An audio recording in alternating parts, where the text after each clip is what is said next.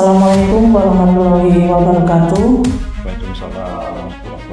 Yang saya hormati Bapak Aspesies Kejaksaan Tinggi Sumatera Selatan, Bapak Dr. Adiasa SHMH, kemudian juga yang saya hormati Bapak Kasidik Kejaksaan Tinggi Sumatera Selatan, Bapak Hedirman SH, serta rekan-rekan media yang saya cintai dan hormati.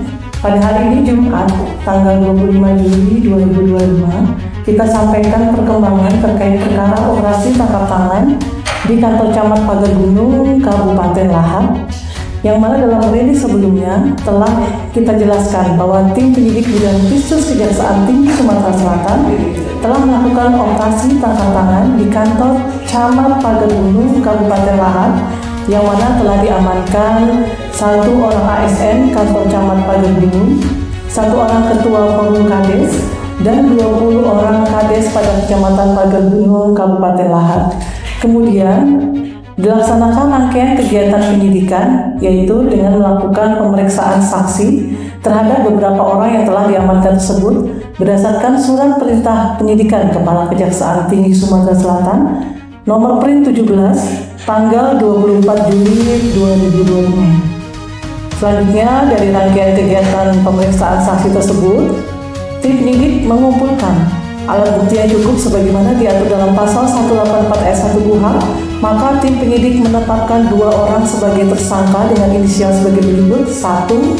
N selaku Ketua Forum Kades Kecamatan Pagar Gunung ditetapkan sebagai tersangka berdasarkan surat penetapan tersangka nomor TAP 19 tanggal 25 Juli 2025. Kemudian yang kedua, JS selaku Bendahara Forum Kades Kecamatan Pagar Gunung ditetapkan sebagai tersangka berdasarkan surat penetapan tersangka dengan nomor TAP 20 tanggal 25 Juli 2025. Selanjutnya, kedua tersangka tersebut dilakukan tindakan penahanan selama 20 hari ke depan di Rutan Kelas 1 Palembang, yaitu dari tanggal 25 Juli 2025 sampai dengan tanggal 13 Agustus 2025. Kemudian terkait teknis perkara akan dijelaskan oleh Bapak Khusus Kejaksaan Tinggi Sumatera Selatan untuk waktu dan tempat kami bersilakan.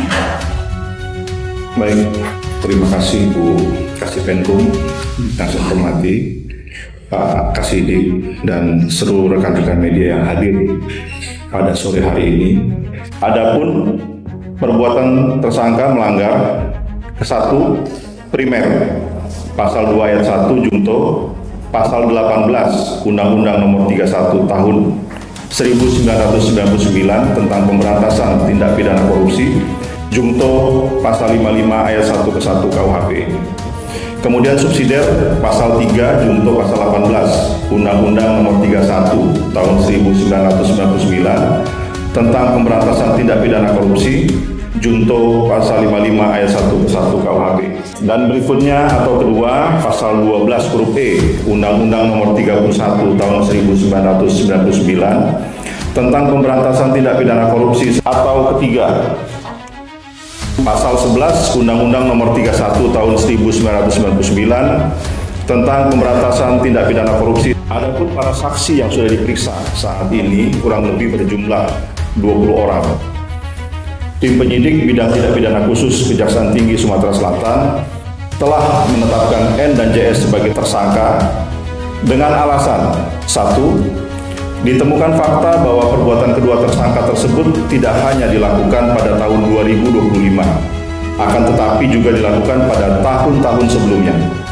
Yang kedua, saat ini tim penyidik masih mendalami dugaan aliran dana ke aparat penegak hukum atau APH. Dan yang ketiga, Kejaksaan saat ini melalui jalur intelijen dan datun akan mendampingi seluruh kepala desa dalam pengelolaan anggaran dana desa sehingga tercipta tata kelola yang anti korupsi. Yang keempat, bahwa dalam penanganan perkara ini bukan hanya merupakan masalah nilai kerugiannya yang kecil, yaitu senilai 65 juta rupiah, akan tetapi lebih penting perbuatan mereka ini menyebabkan anggaran dana desa yang seharusnya dimanfaatkan masyarakat desa tidak bisa dinikmati oleh masyarakat desa dimaksud. Kemudian modus operandi bahwa Ketua Forum Kades dan Bendahara Forum Kades Kecamatan Pagar Gunung dengan alasan untuk biaya forum seperti kegiatan sosial dan silaturahmi dengan instansi pemerintah Maka kedua tersangka meminta agar para kepala desa untuk iuran masing-masing dalam periode 1 tahun sebesar 7 juta rupiah. Dan untuk tahap awal, para kades telah menyerahkan uang tersebut masing-masing sebesar 3.500.000 rupiah kepada bendahara Forum Kades, dan dana yang diambil tersebut bersumber dari anggaran dana desa yang termasuk dalam lingkup keuangan negara. Dan dengan adanya penindakan yang kami lakukan ini, diharapkan ke depan akan menjadi contoh bagi daerah-daerah lain dan desa-desa lain, agar apabila ada peristiwa serupa, tidak menanggapi permintaan-permintaan yang berkaitan untuk mereka menyerahkan alokasi dana desa kepada orang yang tidak berhak. Itu sudah kami garis bawahi dan tegaskan. Apabila terjadi lagi hal seperti ini, kami tidak segan-segan akan kami tindak. Jadi supaya ada ketegasan di sini, ke depan tidak ada lagi yang bermain-main dengan ADD dan DD ini. Kita dukung program pemerintah supaya alokasi dana desa dan dana desa ini dapat optimal dimanfaatkan oleh masyarakat kecil. Itu, ya. Demikian yang kami sampaikan kepada teman-teman media. Mudah-mudahan teman media dapat memahami dan memaklumi. Terima kasih. Assalamualaikum warahmatullahi wabarakatuh.